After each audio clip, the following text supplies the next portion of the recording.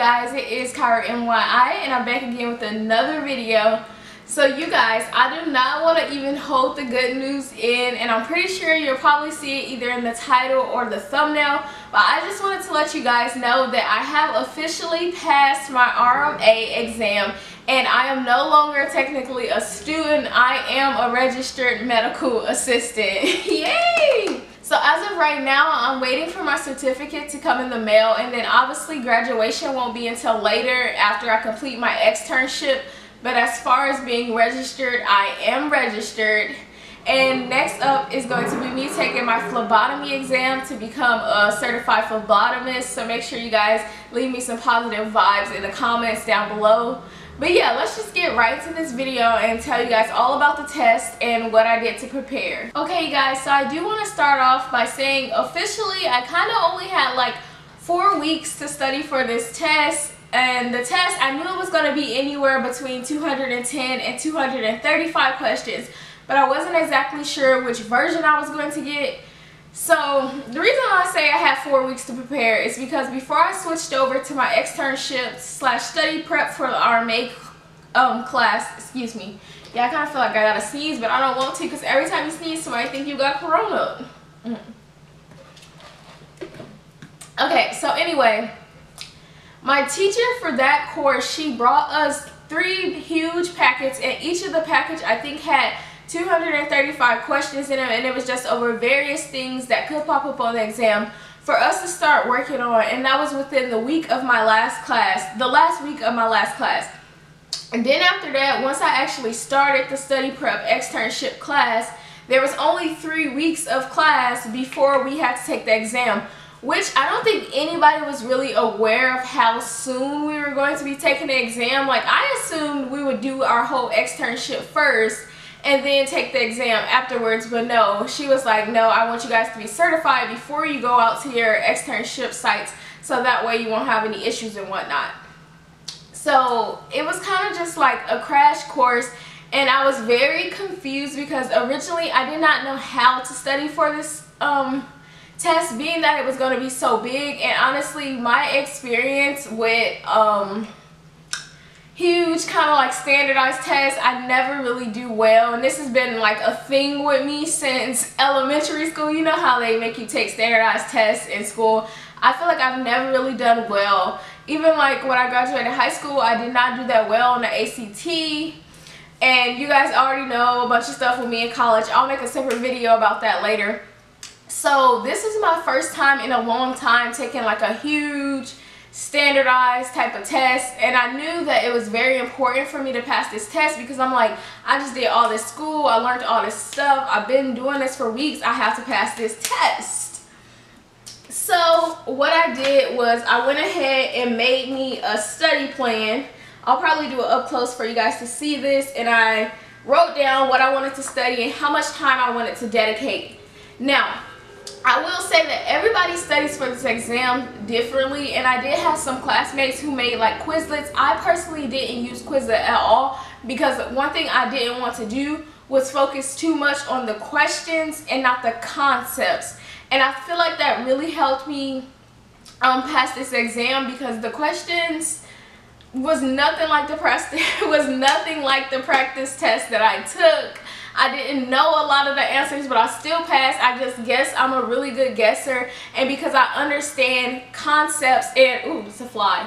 Concepts and like base terms. If you go anywhere in the medical field, I feel like it's important to know the base terms because certain stuff. Okay, I'm gonna give y'all a little small lesson.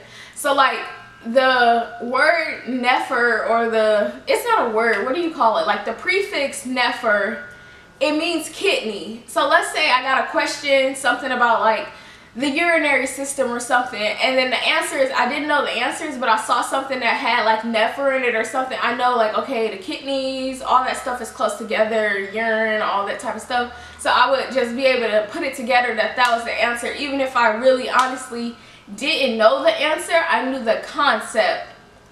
So I ended up, you needed a 70 to pass, and I ended up getting a 77. And I was kind of really sad about it because I was like, I wanted to at least get an 80, but obviously I was 3 questions away from that, so it wasn't too bad. And I actually didn't think about that until afterwards. So I do want to thank one of my classmates, because I was kind of down on myself, like, dang, I only got a 77. And she was like, that's close to an 80. Like, what do you mean? And I didn't think about it until afterwards, and I was like, yeah, you're right. But I really don't feel no type of way about my score, because my instructor even told us when you go out in the field and look for jobs, they're not going to ask you what you scored on their test. They're just going to ask you if you passed it, if you are registered, if you are certified. They're not going to care what you actually got on the test. And then I did kind of like a little analysis and asked like my friends in the class and stuff, what did they score? And nobody really scored like super duper high above me. Like the highest score I've heard somebody say they got was like an 80, but nobody really did extravagant to the point where I would be like, dang, did I do well? I do feel bad. I feel like it was 2 people in my class who actually did not pass. So if you guys do have to take it again, don't feel bad, because you're not the only one. And then another girl in my class, she got a 70, which is amazing. And I even told her, like, somebody must have been praying for you, because you got just what you needed to pass, and that's amazing. So I did have someone comment on one of my videos and ask what book did we use to study. This is the book that they gave us. I feel like some of the chapters in here are necessary and some of them are not. And then I feel like the reason why I did well and passed is because, like I said, I focused on concepts and I skipped stuff that I knew for a fact would not be a big concept on the test, because it's like, why waste time? So I don't know. And there are also practice exams in this book. It is by 6th edition. Ooh, an MD made this book. I don't know what MPH stands for. I would have to look that up. But yeah. And it's a McGraw-Hill book, because I can't remember what the exact comment said. She wanted to know which book we use, but this is the book. Then also we just got like a bunch of handouts.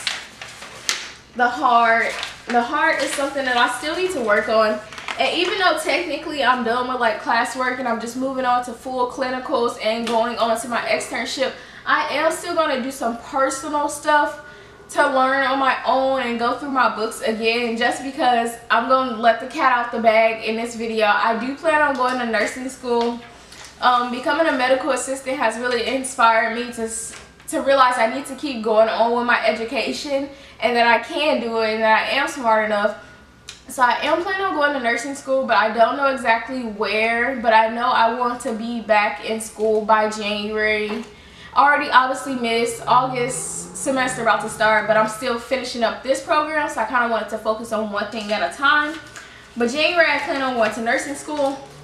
And then also I just have here, this is a practice test. I just went through and highlighted all the ones I got wrong, even though I said the questions on these practice tests were nothing like the real test, but whatever.